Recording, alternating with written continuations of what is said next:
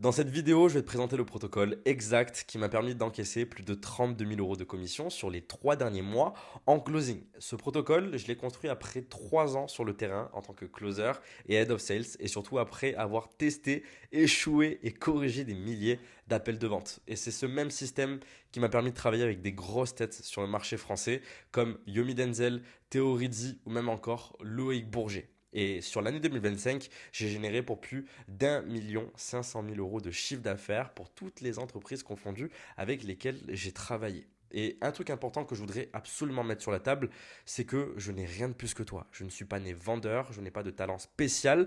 Avant même de faire du closing il y a 3 ans de ça, moi j'étais militaire, parachutiste. Ok, je faisais partie de l'élite de l'armée. Je touchais plus de 2 000 euros par mois. Je travaillais plus de 60 heures par semaine. Donc ici, il n'y a pas d'excuses. D'accord? Je n'ai rien du tout à voir avec la vente de base. C'est juste que j'ai fait ce que 99% des gens ne le font pas. J'ai analysé le marché et j'ai compris ce que la majorité des closers ne comprendront jamais. Et c'est pour ça que je fais cette vidéo aujourd'hui. Et le système qu'on va voir ensemble, c'est le même système que j'ai appliqué pour Alexandre, qui est passé de 3 000 euros de commission à plus de 10 000 euros par mois en closing en l'espace de 2 mois. Et juste avant de continuer, je préfère être très clair avec toi parce que cette vidéo n'est pas faite pour tout le monde. Si tu n'as jamais closé, que tu n'as jamais pris d'appel de vente et que tu cherches de l'argent rapide à faire, alors cette vidéo ne sera pas pertinente pour toi. Par contre, si tu es closer, que tu fais déjà de l'argent avec ton activité, que tu voudrais scaler réellement ta compétence de closer pour aller chercher plus de cash et aller chercher de la stabilité entre 8 et 10 k par mois, alors le protocole que je vais te présenter pourrait très clairement changer la donne pour toi. Donc, ce protocole qu'on va voir ensemble se décompose en 3 piliers extrêmement simples. Il faut savoir que dans cette vidéo, nous allons voir que 2 piliers. Pourquoi? Parce que devenir réellement bon en vente, c'est pas pour moi le plus important et c'est pas ce qui bloque 90% des closers. Ce qui bloque 90% des closers, c'est comment tu vas pouvoir faire plus de chiffres et surtout comment tu vas pouvoir travailler avec des offres stables. Donc, on va voir ensemble maintenant le premier pilier, comment faire plus de chiffres en closing. Et il faut savoir qu'il y a une croyance que tous les closers qui stagnent ont. Ils pensent tous que le problème vient souvent des leads qu'ils peuvent avoir en appel de vente. Alors on entend souvent, j'ai trop peu d'appels de vente, les leads que j'ai ne sont pas assez qualifiés et j'ai un calendrier qui n'est pas assez rempli. Donc le closer, ce qu'il fait, c'est qu'il essaie de trouver une nouvelle mission, il essaie de trouver une meilleure offre et surtout il veut plus de volume pour aller chercher beaucoup plus de cash. Sauf que le problème, c'est que ça ne change rien. Pourquoi? Parce que le problème ne se trouve pas du tout sur l'opportunité que tu as. Le problème se trouve à l'intérieur de ton call de closing. Et voilà ce que j'ai observé après avoir analysé des centaines d'appels de vente, les miens et ceux des closers que j'ai pu accompagner. Je vois beaucoup trop de closers se concentrer sur le pitch de leur offre alors que le problème n'est pas là. Et tout le monde essaie de trouver des techniques de vente pour contrer toutes les objections. Mais je te l'annonce, si tu as des objections à la fin, dès que tu as annoncé ton investissement, le problème, il ne vient pas du prix ou il ne vient pas de l'offre. Le problème vient surtout de ton diagnostic. Alors ce diagnostic, il est important. Pourquoi? Parce que c'est les 20-30 premières minutes les plus déterminantes qui vont faire en sorte est-ce que ton prospect va payer en fin d'appel, oui ou non. Et c'est ce qui fait complètement la différence entre un closer à 2K et un closer à 8K et plus. Tout simplement, ce n'est pas la capacité de présenter son offre ou même de connaître son script ou de traiter les objections. Non, c'est la capacité de faire parler au maximum son prospect, de creuser en profondeur ses problèmes réels et surtout de créer des conditions à la décision. Car si tu arrives à avoir la capacité d'aller chercher ce que ton prospect n'aurait jamais osé dire à voix haute, alors déjà, dis-toi que tu gagnes 80% de la vente. Car un prospect qui articule lui-même ses problèmes, ses douleurs et son urgence, ou même ses conséquences, sache-le, il se convainc lui-même. Et toi, tu n'auras plus qu'à structurer la bonne décision. Maintenant que tu sais quels sont les points qu'on va travailler, je vais te présenter exactement le plan exact que tu vas devoir mettre en place pendant tes prochains appels de vente. Sache-le, une bonne partie diagnostic, ça ne s'improvise pas. Ok, ça se respecte en 5 couches et il faut absolument pas que tu fasses la partie 4 si tu n'as pas fait la partie 1. Donc avant de parler de quoi que ce soit, il faut absolument que tu connaisses la situation concrète de ton prospect. Donc tu dois cartographier exactement où il en est ton prospect. Pas en surface, mais réellement en détail. Donc imaginons que j'avais un closer en face de moi qui fait 2 000 euros par mois et qui aimerait scaler à 8-10K par mois. Les questions que j'aimerais savoir, c'est depuis combien de temps il fait du closing, combien de calls il a à peu près par semaine et surtout quels sont ses revenus actuels et qu'est-ce qu'il a déjà essayé de mettre en place pour pouvoir aller chercher plus de 8 000 euros par mois.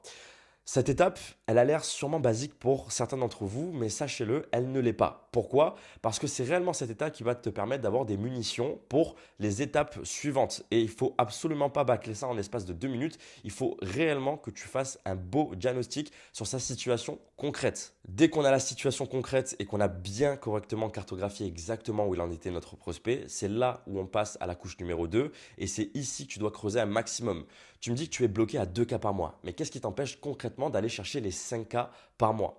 Ce genre de questions va permettre à votre prospect de se développer et de dire des choses qu'il n'aurait pas dit spécialement à voix haute. Et l'erreur que beaucoup de closers font, c'est d'essayer de compléter les phrases, d'anticiper même les réponses ou même d'enchaîner rapidement. Non, le but, c'est que tu fermes ta bouche pendant ces parties-là, d'accord? Tu dois réellement apprendre à laisser le silence travailler. Pourquoi c'est important? Parce que ce qui va formuler lui-même le prospect, il va le croire. Et si toi, de ton côté, tu enchaînes ou alors tu mets des mots qu'il n'a pas spécialement dit, alors il va commencer à douter. Et ce qu'on ne veut pas, c'est qu'un prospect doute. On veut qu'il soit totalement confiant avec nous. Maintenant qu'on sait ce qu'il faut faire exactement dans le problème réel et le but, c'est de creuser un maximum, qu'est-ce qui l'empêche aujourd'hui de passer de 2 cas à 5 cas par mois, c'est là où on va creuser l'impact émotionnel. Je vais être honnête, la plupart des closers, c'est l'endroit où 90% des closers ne vont jamais. Pourtant, c'est la partie la plus cruciale. Et les types de questions que vous devez poser pour réellement aller chercher de l'émotion pour votre prospect, c'est: qu'est-ce que ça te coûte concrètement de rester à ce niveau-là? Qu'est-ce que ça change dans ta vie au quotidien?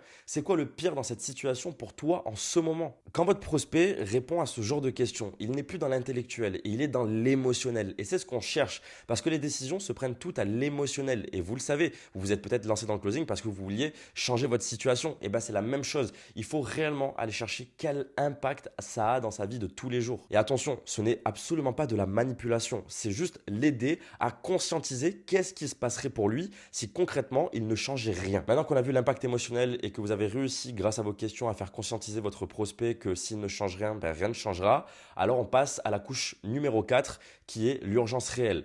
Pourquoi tu cherches une solution maintenant plutôt que dans 6 mois? Cette question et ce genre de question, elle est extrêmement déterminante pendant ton appel de closing. Pourquoi? Parce que si tu n'as pas de réponse claire pendant cet appel, alors il n'y aura pas d'urgence réelle. Et s'il n'y a pas d'urgence réelle, c'est là où tu te retrouves avec des objections comme: je dois réfléchir à la fin de ton call. Mais je vais être honnête, la plupart du temps, cette question elle-même crée l'urgence. Pourquoi? Parce que du coup, ça va faire réfléchir votre prospect et il va s'imaginer que qu'est-ce qui se passerait dans 6 mois si moi, demain, je faisais pas 5 000 euros par mois. Et écoute, je retournerai peut-être dans le salariat ou quoi que ce soit. Donc, il va s'imaginer une vie qu'il ne veut pas. Et dès qu'on a validé l'urgence réelle, c'est là où on passe à la dernière couche, c'est la capacité à se décider.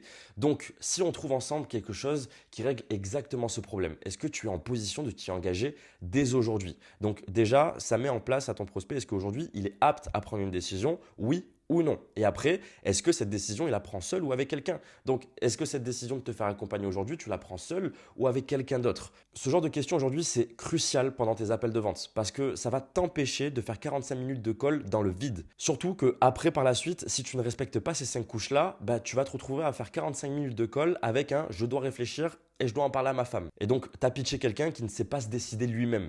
D'où l'importance de réellement respecter ces 5 couches pendant tes appels de vente, car si tu les respectes, il se passe quelque chose pendant tes appels. Déjà, en premier point, toutes les objections que tu pourrais avoir en fin d'appel quand tu annonces ton investissement, elles disparaissent toutes. Ça veut dire que tu auras juste à valider avec ton prospect, est-ce que oui ou non, on démarre cette aventure ensemble.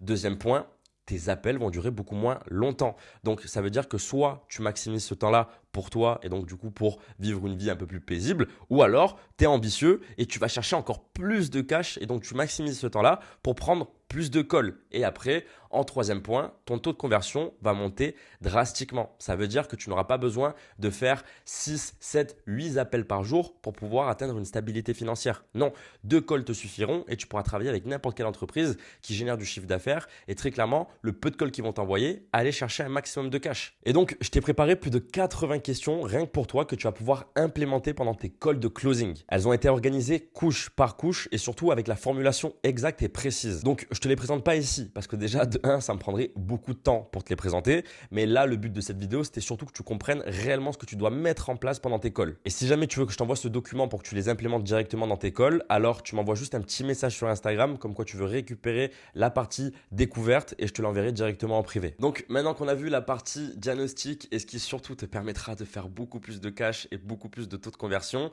maintenant on va voir comment travailler sur des offres stables. Avant de commencer, c'est un problème aujourd'hui que beaucoup de closers ont et ils ont du mal à trouver soit leur première entreprise, soit très clairement travailler sur une offre qui peut leur permettre d'avoir de la stabilité. Alors, sachez-le, il faut comprendre quelque chose, mais c'est qu'on ne scale jamais quand on recommence constamment. Ça veut dire que n'importe quel business aujourd'hui et n'importe quel infopreneur, aujourd'hui tu ne vas pas voir un infopreneur changer constamment de business parce que sans ça, tu n'as pas de stabilité. Donc, il faut que tu apprennes d'abord à avoir de la stabilité pour commencer à scaler. L'erreur que beaucoup de closers font, c'est qu'ils changent d'offre en permanence. Et ce que ça crée chez un closer, c'est que quand une mission s'arrête, il doit repartir à zéro. Il doit refaire ses preuves à chaque fois. Il doit reconstruire aussi une relation de confiance avec son infopreneur.